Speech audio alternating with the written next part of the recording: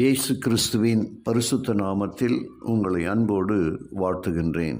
கிறிஸ்துவுக்குள் பிரியமானவர்களே, நாம் கேட்ட ஆலோசனைகளுக்கெல்லாம் ஒரு நிறைவான வார்த்தையை சொல்லி முடிக்க நான் ஆசிக்கின்றேன்.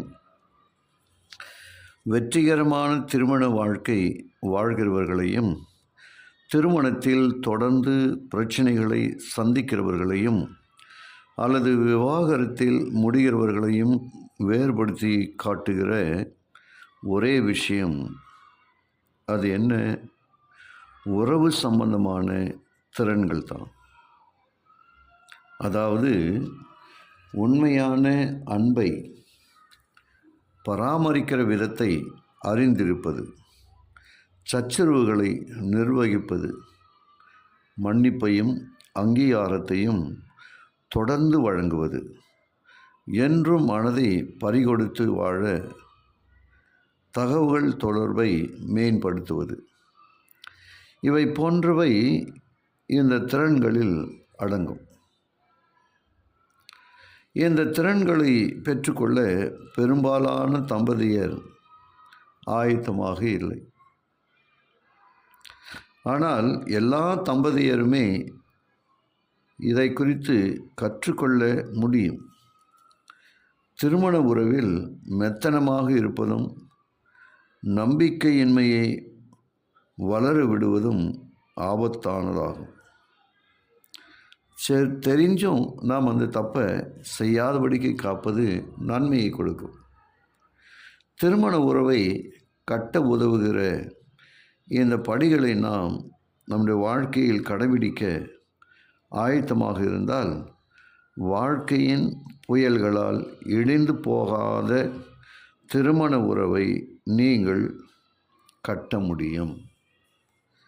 அன்புக்குரிய தேவ பிள்ளைகளே, எந்த திருமணமானாலும் ஏதாவது ஒரு தருணத்தில் பிரச்சனை வரலாம். ஆனால் சோதனை வரும்பொழுது அந்த திருமண உறவு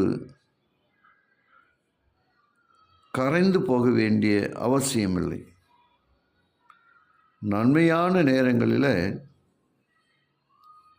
மட்டுமல்ல, தீமையான நேரங்களிலும் ஒரு குழுவாக செயல்படுவதற்கு தம்பதியர் கற்றுக்கொள்ள வேண்டும்.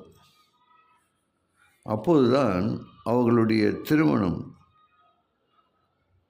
1000 காலத்து பயிர் போல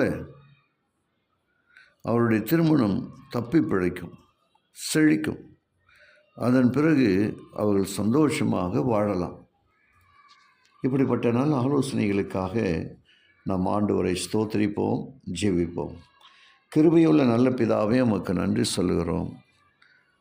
இந்த திருமண பந்தத்தில் அநேக நேரங்களில் குழப்பங்கள் காரியங்கள் வரும்பொழுது இந்த திருமண பிரச்சனைகளையும் விவாகரத்தையும் நாம் தவிர்த்து ஆண்டோடைய ஆலோசனைக்குள்ளாய் நாம் கடந்து செல்லும் பொழுது குடும்பங்கள் அவருக்குள்ளாய் கட்டப்படும், ஆசீர்வதிக்கப்படுவதற்காக அவருக்கு நாம் நன்றி சொல்வோம்.